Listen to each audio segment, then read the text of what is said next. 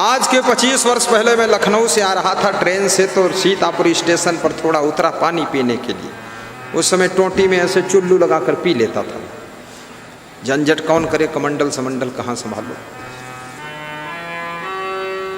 तो पिया पानी और प्लेटफार्म पर खड़ा था। ट्रेन थोड़ा क्रॉसिंग थी, रुकी थी। तो एक साधु मिला, बोला हम तो बर्बाद हो गए। हमने कहा मैं तो पहचानता ही नहीं, तुम बर्बाद हुए कि आबाद हुए, क्या हुए? अरे बोले तुम्हें 2-3 बार मिल चुके, तुम भूल गए। हमने कहा बर्बाद वालों को हम भूल जाते नहीं, वो हमको बर्बाद कर देंगे, ज्यादा याद रखोगे उनको। हमने कहा कैसे बर्बाद हो गए? अरे बोले जो गुरुजी तो आश्रम दूसरे को दे दी। हमने कहा क्यों दे दी? कि अरे हम रहन तो 15 चेला, लेकिन कोई उनकी सेवा करबे नहीं करे गुरु जी की। तो वो भी गई, बिल्लाई गई, दुखी हुई गई, तो दूसरे को दे दी। हम कहें दूसरे की का दी? गुरु जी पहले गृहस्थ रहे तो उनके लड़कों रहे, तो लड़का बोला लड़के के लिख दी सब। तो हम कहें फिर बोले हमारे लोगों ने बैठे की जगह नहीं दे गए। हम कहें ये कर्म फल है, जब गुरु की सेवा नहीं करोगे और गुरु को दुख देगो, बहुत ऐंठोगे, रोब लगाओगे, तो गुरु तो किसी को दे ही देगा। फिर अब तुम्हारी लेथन कहाँ तक सहे? कितने माँ बाप लोगों ने किसी को दे दिया, सब प्रॉपर्टी दूसरे को लिख दी।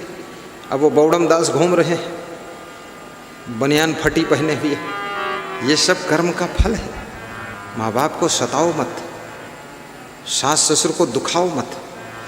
जो लोग होटल चलाते हैं, होटल में जो खाने आते हैं लोग, 50 रुपये की एक थाली भोजन, 10 रुपये का प्लेट भर नाश्ता, 10 रुपये का चाय समोसा, 20 रुपये का नमकीन प्लेट। एक आदमी नाश्ता करता है, ज़्यादा से ज़्यादा उसमें 5 रुपये बचते हैं। एक आदमी भोजन करता है, ज़्यादा से ज़्यादा उसमें 20 रुपये बचते हैं। सब खर्चा निकाल। वो 20 रुपये के लिए जो ग्राहक आते खाने के लिए, उनकी जूठी प्लेटें मांजते धोते हो, उनकी कुर्सी मेज सही करते हो, और झाड़ू बुहारू लगाए चमाचम सब ठीक करते हो, और गुलदस्ता और वो क्या होता गमला फूलों के सजा कर रखते हो। और एक आदमी होटल के बाहर पगड़ी बांधे खड़ा है, हाथ जोड़त बुलावत सबका आओ आओ आओ यहाँ खाओ, ये सब करते हो खाली 5 रुपया 20 रुपया के लिए। और तेरे बाप ने 20 लाख की नहीं 20 करोड़ की संपत्ति दे दिया है, मकान दिया है, दुकान दिया है, गाड़ियां दिया है, और सब कुछ अपनी जिंदगी दे दी है। और जिस माँ ने अपने खून से तेरे शरीर का निर्माण किया है, उसको एक चाय बनाकर नहीं पिला सकते हो, उससे गुस्सा करते हो। गुस्सा नहीं करना चाहिए, अन्यथा उनका मूड खराब होगा तो तुम्हारी दुर्दशा हो जाएगी। तो माता पिता की सेवा कीजिए, सास ससुर की सेवा कीजिए।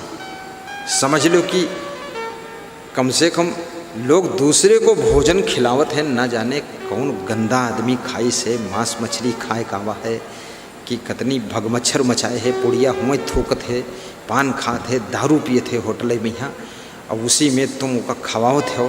तुम्हारे माँ बाप इतने पवित्र हैं, तुम यही मान लो कि चलो 2 जने का होटल खोला है मम्मी पापा के लिए, इनको बनाकर खिला दो प्रेम से। सास ससुर के लिए होटल ही मान लो खुला है, तो इसका इन्होंने कितना खर्चा दे दिया? 20 रुपये नहीं, 20 लाख का मकान दे दिया, 1 करोड़ के प्लाट दे दिया, इतना बड़ा बिजनेस दे दिया, बैंक बैलेंस दे दिया, अपना नाम दे दिया, यश दे दिया, कमाई दे दी, सब कुछ दे दिया, और खुद भी बुढ़ापे में तुम्हारे साथ जुटे हुए हैं, मेहनत कर रहे हैं। तो आप सोचिए कितना बड़ा प्रॉफिट है। उनसे बात मत लड़ाओ, हाँ में हाँ करना सीखो, उनको प्रेम करना सीखो, उनके पैर छूना सीखो, नमन करना सीखो, अपने गुरु को धन्यवाद देना सीखो। उनकी बहुत बड़ी कृपा है जो इतना बड़ा आश्रम बना करके और ज्ञान भी दिया, ध्यान भी दिया, भोजन भी देते हैं, कपड़ा भी देते हैं, रहने का ठिकाना भी देते हैं, और फिर भी उस गुरु को हम बंदगी ना करें। ऐसे चेला को धिक्कार है, ये आदमी मक्कार है।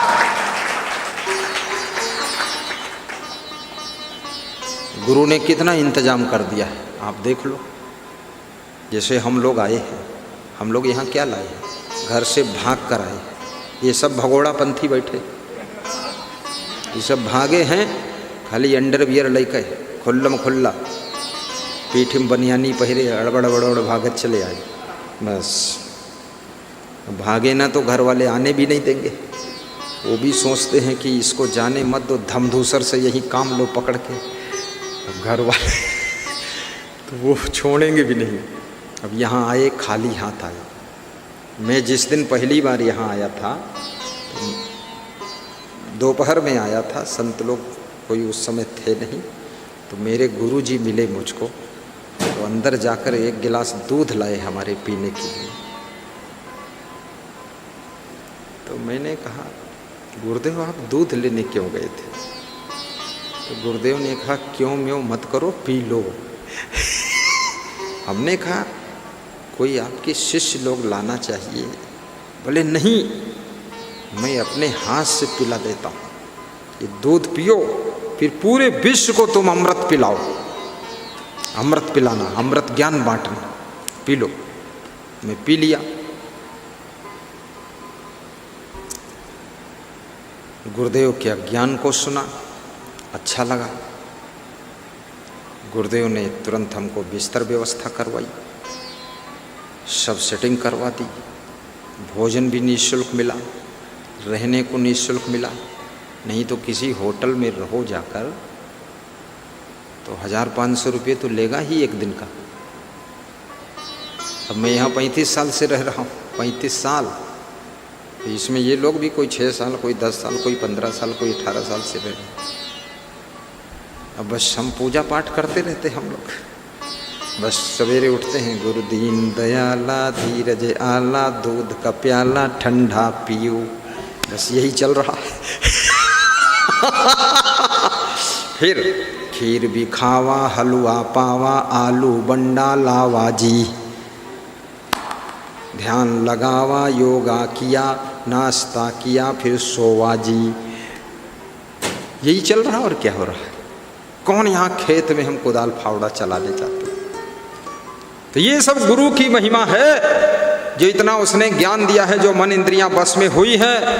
नहीं तो याद रखना, जिसकी मन इंद्रियां कंट्रोल नहीं है वो दर दर भटकता है, ठोकरे खाता रहता है, उसको जीवन में न कभी शांति मिलती, न यश मिलता, न सम्मान मिलता है, घोर अपमान की जिंदगी जीना पड़ता है।